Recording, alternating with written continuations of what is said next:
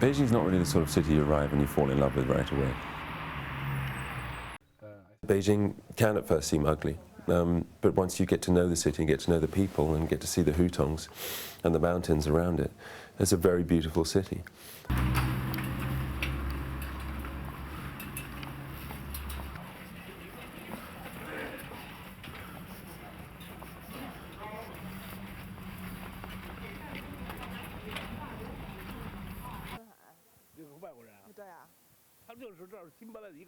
So I like to stay in the hutongs and around where I live. It's pretty much like living in a small village within a city. You get to know all your neighbours very well. It's very quiet, and it's a pretty interesting place. It's a bit like living in a museum here.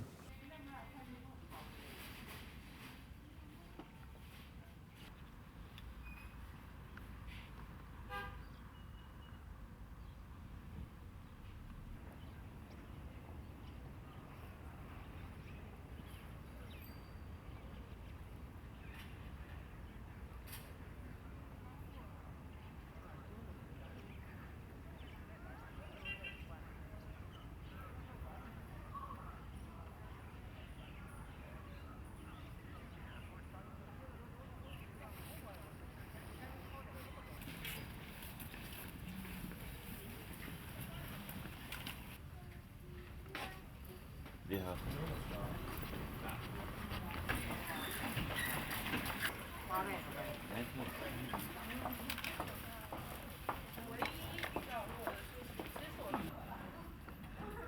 Inspiration in Beijing for me is pretty much everywhere. It could be anything from a very kitschy restaurant sign to an old or maybe an illegal sticker that's been stuck on the wall, claiming to buy and sell second-hand pharmaceuticals, or it could even be a subway ticket.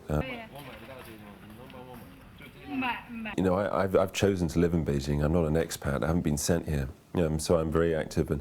I'm very aware that I should be part of the community and live here.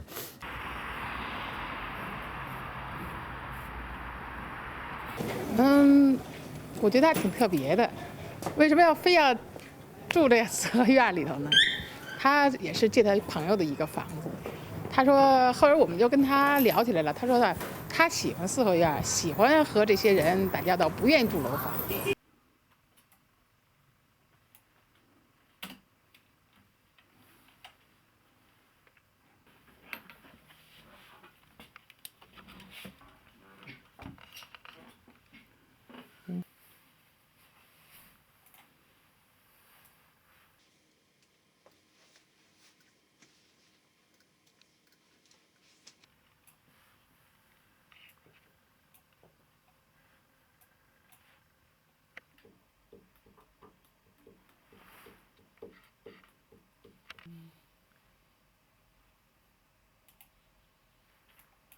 I call myself the creative dictator. It's a fun title, purely because all the design ideas are mine, but I still work with designers to get them onto T-shirts.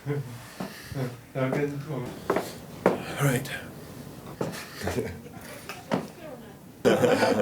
Massage.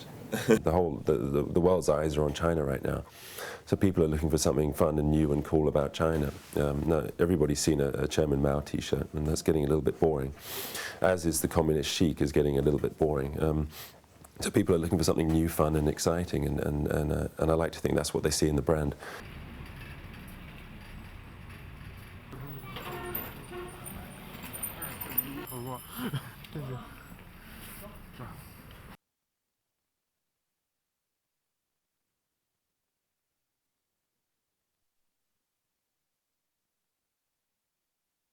“我觉得它印的这些标志都是别的地方没见过的，特别有特色。”